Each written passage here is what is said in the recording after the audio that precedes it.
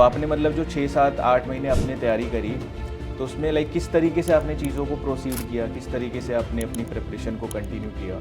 Notes तो सही से बनाना चाहिए ही। और जो डीपीपीज आते हैं, टेस्ट आते हैं मंथली, वीकली और चैप्टर वाइज भी आते हैं, वो तो करना ही है। उससे भी बहुत अच्छा तैयारी होती है और कहाँ कमी रह गई है वो भी पता लगाना बहुत ज़रूरी हो जाता है। अगर मैं एक बीएससी स्टूडेंट हूँ, तो मुझे पहले तो ये बताओ कि बीएससी स्टूडेंट अगर कोई ग्रेजुएशन के साथ ही तैयारी करना चाहता है, तो क्या ये बहुत ही ज़्यादा डिफ़िकल्ट है तैयार करना इस एग्ज़ाम को आपने ऑल इंडिया रैंक 3 से क्रैक किया है, तो आपका क्या विचार है इस पे? स्टूडेंट के ऊपर ही डिपेंड करता है। अगर उसका मेंटली सपोर्ट हो, खुद पे विश्वास हो और फैमिली का सपोर्ट भी चाहिए, तो वह कर सकता है। नमस्कार, स्वागत है आप सभी का आज के इस पॉडकास्ट में। आज का जो पॉडकास्ट होने वाला है वो काफ़ी स्पेशल है एज अ टीचर भी, और जो भी व्यूअर्स हमें देख रहे हैं, जो भी स्टूडेंट्स देख रहे हैं, उनके लिए भी ये बहुत ही इंस्पायरिंग और बहुत ही अच्छा पॉडकास्ट होने वाला है, क्योंकि इस पॉडकास्ट में हम बात करने वाले हैं उस रैंकर की, all India rank 3 Soumo Paul ji, जिनसे अपन बात करेंगे इस पूरे पॉडकास्ट में और उनकी जर्नी के बारे में जानेंगे। कुछ इंटरेस्टिंग बातें हैं उनके पूरे प्रेपरेशन फेज़ में, जो कि ज़रूर एक एस्पिरेंट्स को जाननी चाहिए। किस तरीके से उन्होंने इस रैंक को हासिल किया, किस तरीके से उन्होंने अपनी पूरी जर्नी को जिया, ये पूरी चीज़ें अपन उन्हीं के थ्रू जानेंगे और वो अभी हमारे साथ भी हैं। तो सुमो पॉल जी, कैसा लग रहा है आपको, क्या फील है? फील तो बहुत ही अच्छा है। कभी तो सोचा नहीं था ऐसा हो जाएगा मेरा रिजल्ट, पर आखिर हो ही गया। बिल्कुल भाई, होना ही था। और ऐसा तो नहीं होगा ना, इन्होंने कैजुअली कह दिया कि हो गया, पर कहीं ना कहीं आप भी जानते हैं, मैं भी जानता हूँ और ये खुद भी जानते हैं कि इतना संघर्ष ही इन्होंने किया होगा। काफ़ी चीज़ें इन्होंने सेक्रीफाइस की होंगी, काफ़ी चीज़ें इन्होंने इनपुट डाली होंगी, तभी ये निष्कर्ष निकल के आया है।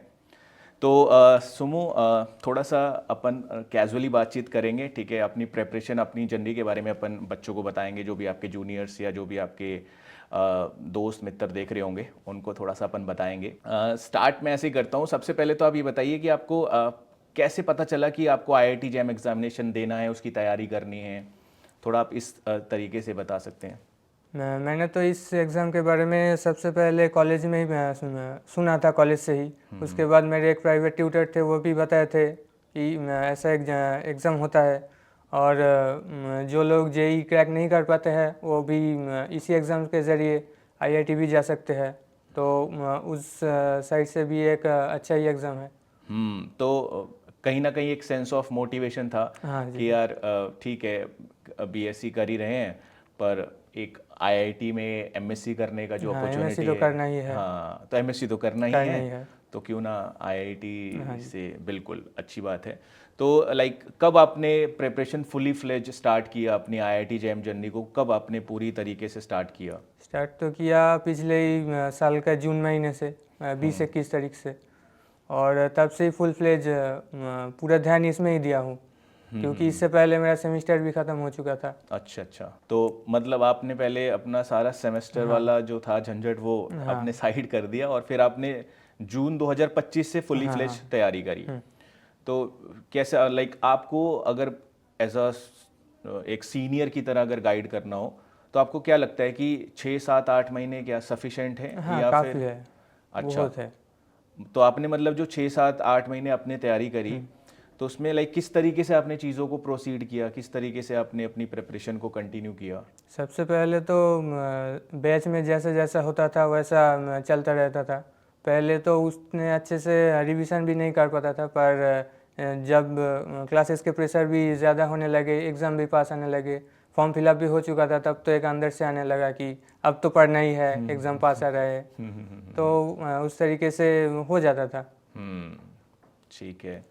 तो लाइक ठीक है, आपने 6, 7, 8 महीने तैयारी करी होगी और बहुत ही उम्दा तैयारी ही करी होगी आपने, बहुत सारी चीज़ें आपने करी होंगी, अच्छी चीज़ें भी करी होंगी। तो कुछ बताना चाहेंगे आप, कुछ स्पेशल जो आपने किया हो कि किस तरीके से आपने क्या क्या चीज़ें, किस तरीके से केमिस्ट्री को सीखा आपने फॉर आईआईटी जेएम लेवल तक, किस तरीके से आपने उस चीज़ों को पढ़ा, या बैच से भी कई बच्चे जैसे बैचेस भी लेते हैं, तो बैच में भी आपका किस तरीके से चीज़ों को करने का तरीका था?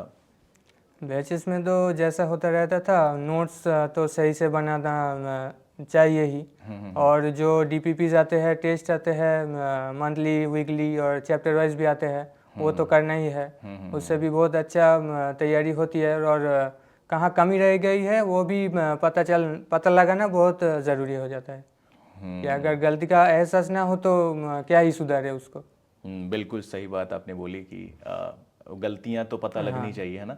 तो क्या आपने टेस्ट वगैरह से ही जो भी चीज़ें लाइक चीज़ें गड़बड़ा रही थी उसी को एनालाइज करके इम्प्रूव करते गए आप, हर बार जो भी टेस्ट दिया उसमें इम्प्रूवमेंट लाते गए? हाँ, और एक काम किया कि जब टेस्ट में मैं पहले टेस्ट देता था कि मंथली और वीकली, तो बहुत सारी गलतियाँ आती थी।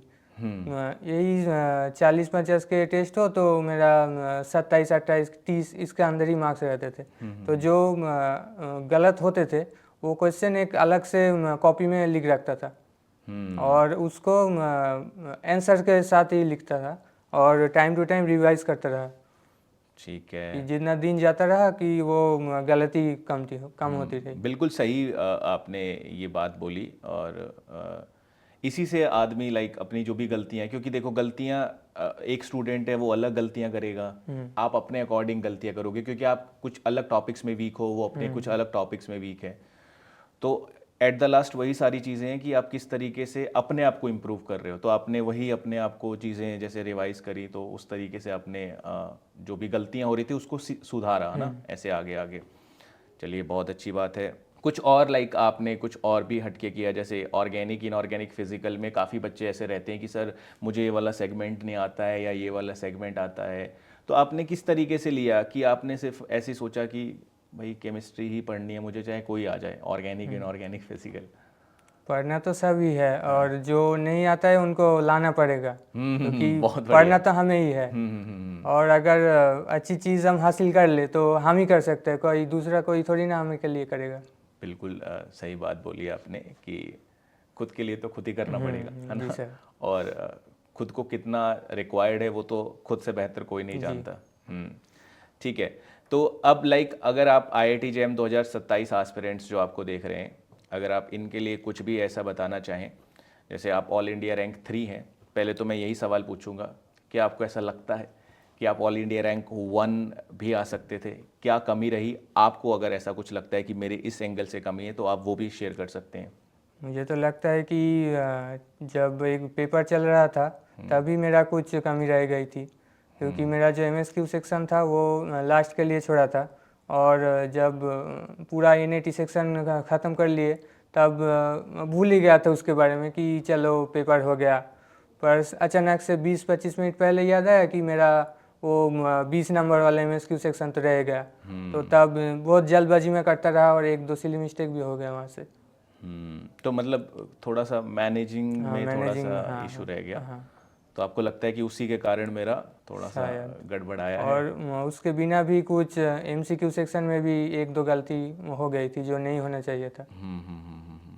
चलिए, अब अपनी गलतियों से आगे आप इस चीज़ को ध्यान रखिएगा। और जो भी ऑडियंस हमें सुन भी रहा है, यही चीज़ें हम अक्सर आपको कहते भी हैं कि जो भी एग्ज़ाम आप तैयारी करते हैं और उस तैयारी को यूज़ करके जब आप एग्ज़ाम देते हैं तो दोनों ही चीज़ें इक्वली इंपॉर्टेंट है। पूरे तैयारी का फेज़ भी इंपॉर्टेंट है और लास्ट मोमेंट में जब आप वो 3 घंटे बिताते हैं अपने एग्ज़ाम सेंटर्स में, तो वो किस तरीके से आपको सटीकता से बिताने हैं, किस तरीके से आपको चीज़ें करनी हैं, क्वेश्चंस अटेम्प्ट करने हैं, वो भी बहुत लाइक इम्पॉर्टेंट होता है। आपके रैंक डिसाइडिंग फैक्टर्स होते हैं, तो वो भी आपको थोड़ा सा सीखते रहना है टाइम टू टाइम।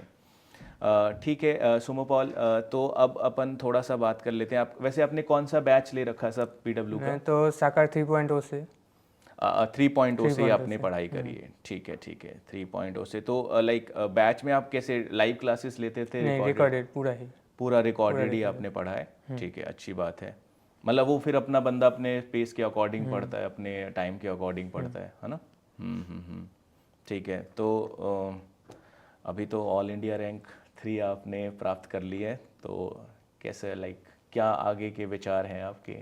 फ्यूचर का क्या प्लान है? फ्यूचर का उतना तो सोचा नहीं अभी तक। तो IIT बॉम्बे जाना है और वहाँ का कैंपस लाइफ एंजॉय करना है।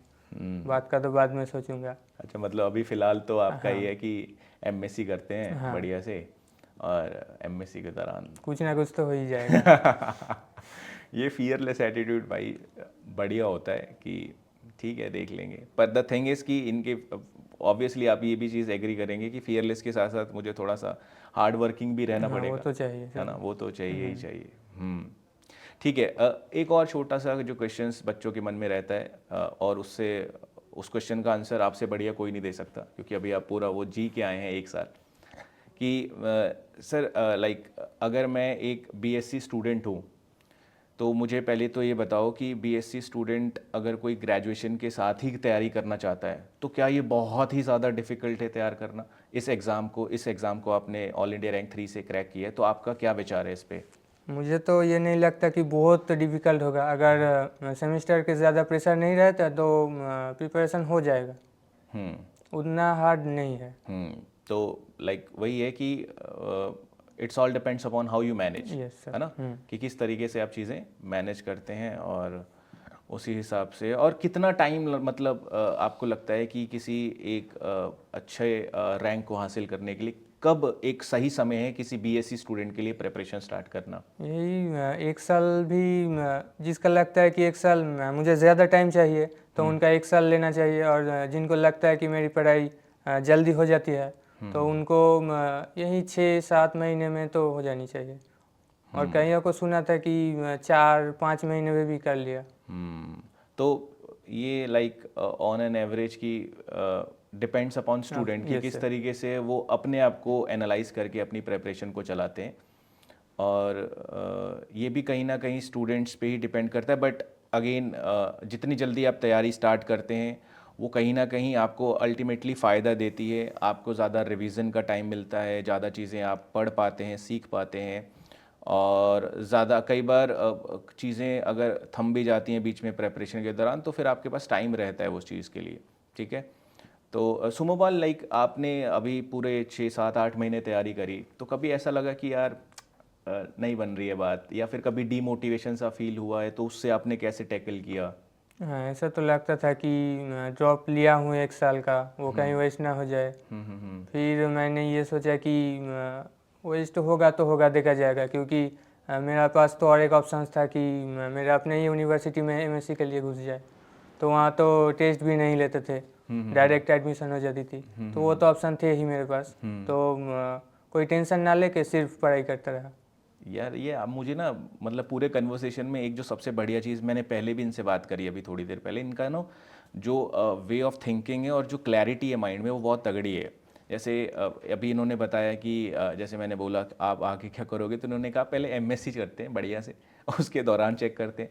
और अभी इन्होंने ये एक और बहुत बढ़िया बात बोली कि ठीक है, we are preparing for IIT JAM, that's okay, but अगर मैं उस चीज़ को ऐसे सोचूं कि यार नहीं हुआ तो क्या होगा, तो वो चीज़ें कहीं ना कहीं आपको पैनिक ही दे के जाएंगी, है ना? इंस्टेड ऑफ दिस कि ठीक है यार नहीं होगा तो देख लेंगे, और ऐसे कैसे नहीं होगा, अगर खुद पे आपको बिलीव है तो ऐसे कैसे नहीं होगा।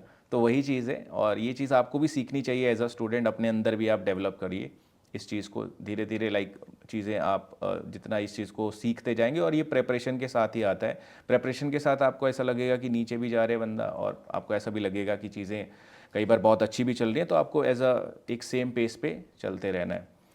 तो लाइक आपने कुछ रेफरेंस किताबों के बारे में भी कुछ पढ़ा है, या फिर आपने सिर्फ बैच के नोट्स पे ही स्टक रहे हैं, या आपने सिंपल किस तरीके से, लाइक अपने कंटेंट का क्या रहा आपका? कंटेंट तो ज़्यादातर बैच से ही बनाया, और कभी कभी खासकर ऑर्गेनिक में कभी जो 2-1 डाउट आती थी तो बुक देख लेता था। और जब 2-1 बार बुक देखा तो जो क्लास नोट्स थे वहीं से ही थे। मेरे याद है कि रिएक्शन मैकेनिज्म का शायद एक टॉपिक, तो उसको लगा कि एक बार बुक से देखी जाए, तो क्लेडेन का बुक खोला मैंने, तो देखा कि जैसा जैसा रिएक्शन लिखवाया गया है वैसा ही बिल्कुल कॉपी उसका क्लेडेन में है। तो जो बुक मेरे नोट्स में ही हो जा रही है, तो बुक्स में क्यों टाइम वेस्ट करूँ, बिल्कुल वो टाइम में क्वेश्चन प्रैक्टिस कर लूँ। बिल्कुल सही बात है। और एक्चुअली जो भी हम क्लास में भी डिलीवर करते हैं वो बुक्स का ही होता जी। है ना? तो वही चीज़ है। बट ठीक है, मतलब आपने प्योरली 90% जो 90-95% आपने अपने बिल्कुल बैच के नोट्स वगैरह से ही पढ़ा है। ठीक है, आपने प्रैक्टिस वगैरह का कैसे रखा? मतलब जैसे लास्ट मोमेंट में जब बच्चा आता है, तो जैसे सिलेबस कवरेज हो गया होगा आपका, तो आपने फिर रिवीजन का कैसे रखा? किस तरीके से आपने चीज़ों को लास्ट मोमेंट में और अच्छे से किया? रिवीजन तो जब पूरा सिलेबस ख़त्म हो गया तो टेस्ट देना शुरू कर दिया। और जैसा जैसा चैप्टर टेस्ट रहते थे टेस्ट सीरीज़ में, तो जो 2-3 चैप्टर का टेस्ट रहता था उसका एक दिन रिवीजन कर लिया और 1-2 दिन बाद वो टेस्ट अटेम्प्ट किया और देखा कि क्या गलती है मेरी और गलती को सुधारा। तो आपने मतलब लास्ट मोमेंट में, लास्ट तक तो आपने सारा पढ़ ही लिया था, हाँ, सारा बस तो पढ़ ही लिया। टेस्ट एनालिसिस करते रहे। और जो सीरीज़ आती रही, क्वेश्चन प्रैक्टिस सीरीज़ आती रही, और लास्ट में जो मैराथन सीरीज़ वो भी करता रहा। जो हमारी यूट्यूब हाँ, पे यूट्यूब चलती पे है। चल रही थी, ठीक वो भी है। काफ़ी हेल्प किया। ठीक है। तो लाइक वही चीज़ है कि आप एक बार पहले अपना तैयार कर लो, कोर्स पूरा पढ़ लो एक बार, फिर उसके बाद आप क्वेश्चन प्रैक्टिस और वो सब पे फोकस ज़्यादा रखो, है ना। तो यही है। और अच्छा चलो, एक मैं कुछ पॉइंटर्स आपसे पूछना चाहता हूँ। आप अगर किसी भी एक आइडियल स्टूडेंट को ये बताना चाहें, जैसे आपको भी ऐसा लगेगा कि यार मैंने ना अभी पूरे 1 साल जिया है, 1 साल प्रेपरेशन करी है, जो भी 7-8 महीने, तो ऐसा मैं क्या नहीं कर पाया जो मैं अपने ऑडियंस को बताऊं यार कि तुम ऐसा कर लेना ना यार, तो और बढ़िया हो जाएगा। ऐसा कुछ आपको लगता है, या ऐसा नहीं करना चाहिए था मुझे, ऐसा कुछ आपको लगता है करना चाहिए या नहीं करना चाहिए? कुछ ऐसी कोई बातें हैं आपके पास? एक तो सबसे ज़्यादा जो याद आती है कि पूरा क्लासेस तो फ़ोन पे ही देखना पड़ता था, क्योंकि लैपटॉप में वैसा फैसिलिटी था नहीं। मेरे पास लैपटॉप था पर यूज़ नहीं करता उतना। तो फ़ोन में तो डिस्ट्रैक्शंस भी होता था, और जब यूट्यूब में क्लासेस चलते थे तो सामने वो शॉर्ट्स वाला स्क्रीन आ जाता तो क्या ही करे, उसका तो टाइम निकल ही जाता है कुछ। बिल्कुल। और उसका ही अगर थोड़ा वो कम कर सकता था तो रैंक और भी अच्छी होती शायद। ठीक है, मतलब सोशल मीडिया वगैरह से हाँ। थोड़ा सा कट ऑफ हाँ, वो रखना तो चाहिए। ज़रूरी है। ठीक वो है। तो काम का टाइम खा जाता है हमारा। ठीक, हाँ, मतलब ये भी बात सही है कि अपन जब जाएंगे, एंटर करेंगे, क्योंकि सब कुछ ऑनलाइन ही है, तो वो थोड़ा सा रहता, मतलब डिस्ट्रैक्शन से आप थोड़ी सी चीज़ें। अब ये कैसे बचें डिस्ट्रैक्शन से, ये भी बताओ आप हमारे स्टूडेंट्स को। आप लाइक आप कैसे उस चीज़ को फिर फील करते थे कि यार ये मैंने गलत किया, मैं इसको कैसे सुधारूँ मैं? वैसा तो लास्ट तक जब एग्ज़ाम आता रहा तो अंदर से एक आती रही कि एग्ज़ाम आ रहा है, पढ़ना पड़ेगा, डिस्ट्रैक्शन को हटाओ, पढ़ो पहले, क्योंकि कोई रील्स तो बाद में ही देख सकते हैं, पर अगर एक बार एग्ज़ाम निकल जाए तो और क्या ही। तो इन शॉर्ट यार बात यही है कि अगर आप किसी एग्ज़ाम को दे रहे हो ना, इनका ऑलमोस्ट सुमो पॉल जी का कहना यही है, किसी एग्ज़ाम को दे रहे हो, अच्छे से उसकी तैयारी कर रहे हो, तो अपनी प्रिपरेशन को 100% रखो, ऑनेस्टी से रखो। चीज़ें ऊपर नीचे होंगी, है ना, डिस्ट्रैक्शन ये होंगे, तो होगी। चीज़ें बिगड़ेंगी भी, सुधरेंगी भी, कई बार नंबर कम भी आएंगे, जैसे इन्होंने पहले ही बोला। कई बार इनके मॉक टेस्ट में नंबर कम आ रहे थे, तो इन्होंने बहुत अच्छे से जो चीज़ निकाली वो ये थी कि जो चीज़ कम हो रही है उससे अपन बातें निकाल लें। जैसे कोई चीज़ें, जैसे नंबर कम आ रहे हैं तो क्यों कम आ रहे हैं, उस चीज़ पे चिंता से ज़्यादा चिंतन पे इन्होंने फोकस किया। चिंतन करो, अपने बारे में सोचो कि किस तरीके से आप चीज़ें, कहाँ मिसिंग हो रही हैं, कहाँ पे चीज़ें गड़बड़ा रही हैं, उसके अकॉर्डिंग आप थोड़ा सा प्रोसीड कर सकते हैं। बाकी यार चलो ठीक है, ये तो अपनी JMM की बातें होगी। अब थोड़ा सा अपन आपके बारे में जानना चाहते हैं, लाइक कैसे रहा आपका पूरा बैचलर्स, और क्या एक्सपीरियंसेस हैं, या अभी आपको लगता है कि यार अब मैंने कर लिया है, अब मैं IIT में ही जाके और करना चाहूँगा, मतलब कैसे रहा, कैसे दोस्त वोस्त कैसे हैं आपके? लाइक दोस्त तो ठीक ठाक ही थे, और जब ये प्रिपरेशन चल रहा था तब जब लगता था कि और पढ़ा नहीं जाता, थोड़ा ब्रेक चाहिए, तो दोस्त के साथ निकल जाता था थोड़े कुछ घंटे के लिए, या फ़ोन पे बात कर लेता था, ऐसे ही। तो मतलब वही एज अ कि मूड फ्रेशनर मूड आपके फ्रेश तो हाँ चाहिए। दोस्त ही थे, हाँ दोस्त, मतलब। तो ऐसे क्या, लाइक आप स्पोर्ट्स वगैरह भी कुछ खेलते हो? नहीं, कुछ नहीं खेलते? वैसा तो नहीं। ठीक है, मतलब आप सिर्फ दिमाग का खेल खेलते हैं। सिर्फ दिमाग से खेलते हो, अच्छी बात है यार। ठीक है, तो मतलब अच्छा, जो आपके IIT JAM के कुछ फ्रेंड्स ने भी दिया होगा क्या एग्ज़ाम? कुछ फ्रेंड्स ने भी दिया हाँ, है, दिया है। तो उनका लाइक कैसा था उनका रिएक्शन? तो एक ने तो 2-2.5 महीने कोई मेहनत किए बिना की रिवाइज कर नहीं पाया, उसका सेमेस्टर का इतना प्रेशर आ गया, और वो 720 में रैंक भी लाया। अच्छा अच्छा अच्छा। एक 32-33 की आसपास मार्क्स थी उनकी। तो मैंने बोला कि अगर चाहते हो तो एक और साल पढ़ लो, कि अगर तुमको 1 से 10 रैंक भी आ सकती है कि कोई इतने अच्छे है वो पढ़ाई में। मतलब अच्छा चलो इस पे ही अपन थोड़ा सा ये बात कर लेते हैं। जैसे अभी कई स्टूडेंट्स जिन्हें, जैसे आपने एग्जांपल दिया, ऐसे और भी बहुत सारे स्टूडेंट्स हैं जिनकी रैंक आई है और उन्होंने यही बोला है कि सर मेरी कुछ गलतियां हो गई हैं, वो कुछ सिली मिस्टेक्स हो गई हैं।